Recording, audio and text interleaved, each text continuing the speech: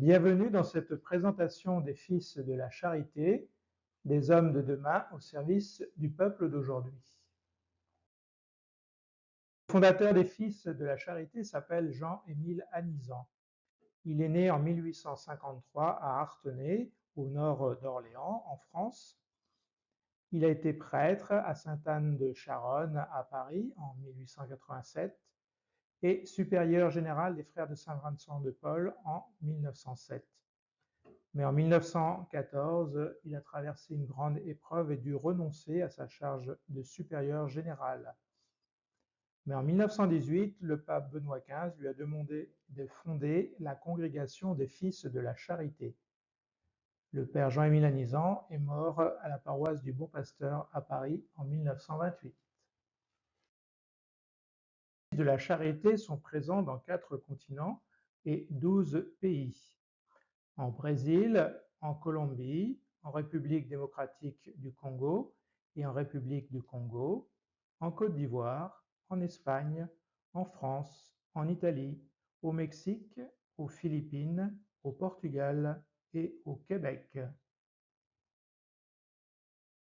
Fils de la Charité est un charisme de frères et de prêtres, parce que nous sommes des religieux, et nous vivons en petite communauté afin de croire et de vivre ensemble l'Évangile.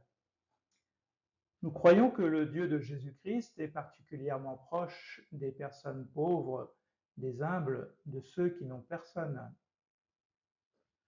Et nous voulons porter ce visage de Dieu, cette révélation, dans ces lieux de fracture, ces lieux périphériques que sont les quartiers populaires des agglomérations urbaines. Dans ces quartiers périphériques se croisent des foules de travailleurs, de gens précaires, de personnes venues des migrations, des gens très pauvres venus de tous les horizons de la planète.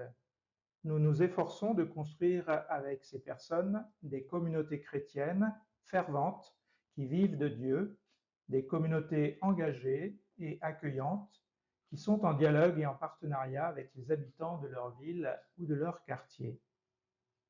Nous voulons permettre à chacun de faire l'expérience spirituelle de ce Dieu qui est notre joie et qui nous humanise.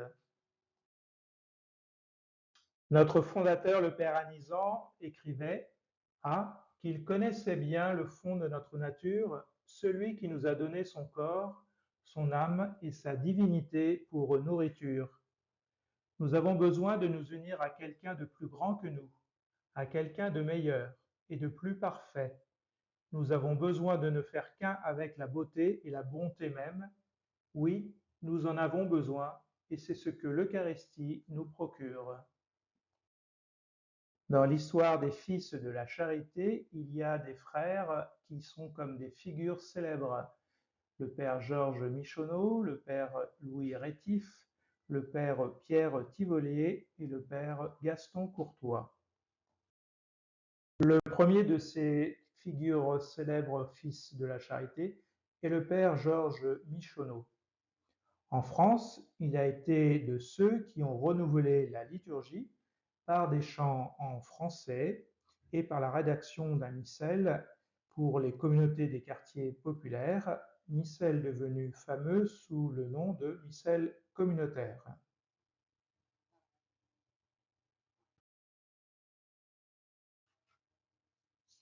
Le père Louis Rétif a participé au renouveau de la mission en France en formant des équipes de Fils de la Charité qui étaient nommés au service de communautés chrétiennes.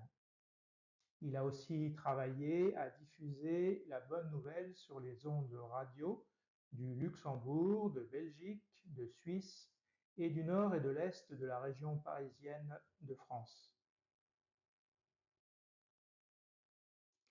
Le quatrième est le père Pierre Tivolier, qui fut aussi un missionnaire et même infatigable.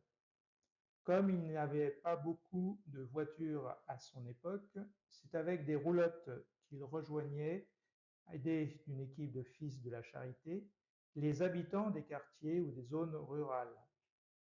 Pierre Tivolier a écrit de nombreux livres pour diffuser la foi.